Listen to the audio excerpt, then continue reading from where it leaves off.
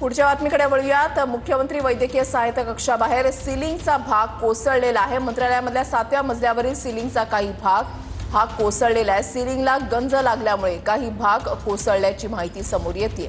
मुख्यमंत्री वैद्यकीय सहायता कक्षाच्या बाहेर सिलिंगचा भाग हा कोसळलेला आहे।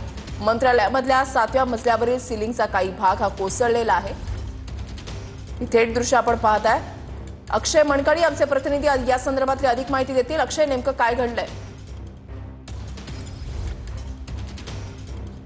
ऋषाली, सध्या आपण मंत्रालयामध्येच आहोत आणि 7व्या मजल्यावरती आहोत। हे मुख्यमंत्री सहायता निधी कक्ष आहे, ज्या कक्षाच्या बाहेर रुग्णांच्या नातेवाईकांची रांग लागलेली असते। आपल्या रुग्णांना मदत करण्याकरता या ठिकाणी येत असतात। परंतु मंत्रालयाचा हा 7व्या मजल्याचा भाग आहे आणि मुख्यमंत्री सहायता निधी कक्षाचा जो डेस्क आहे त्या डेस्कच्या वरच्या भागावरचं आपण पाहिलं तर या ठिकाणी सीलिंग जे आहे ते कोसळलेलं असल्याचं आपल्याला पाहायला मिळतं। थोड्याच वेळापूर्वी या ठिकाणची साफसफाई जी आहे ती सफाई कर्मचाऱ्यांकडनं करण्यात आलेली असल्याचं आपल्याला पाहायला मिळतं। काल रात्री सुद्धा या इकडचा भाग जो आहे तो सीलिंगचा तो पडलेला होता आणि आज सकाळी सुद्धा हे सीलिंगचा भाग जो आहे तो कोसळलेला असल्याचं पाहायला मिळतोय। गंजलेला हा संपूर्ण लोखंड आहे, त्याचमुळे हा सीलिंगचा भाग कोसळलेला असल्याचं सध्या पाहायला मिळतंय।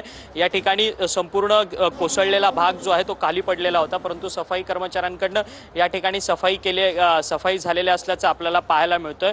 परंतु तरी एकदा या गंजलेला सीलिंग आहे तो पडल्यामुळे पुन्हा एकदा मंत्रालयाच्या सुरक्षतेचा प्रश्न जो आहे तो ऐरणीवरती आलेला असल्याचं सध्या आपल्याला पाहायला मिळतंय।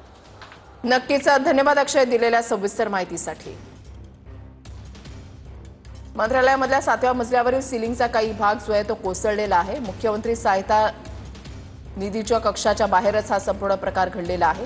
राज्याच्या कानाकोपऱ्यामधून सहायता मिळावी, वैद्यकीय सहायता मिळावी यासाठी लोक येत असतात आणि आता 7व्या मजल्यावरच हा प्रकार घडलेला आहे।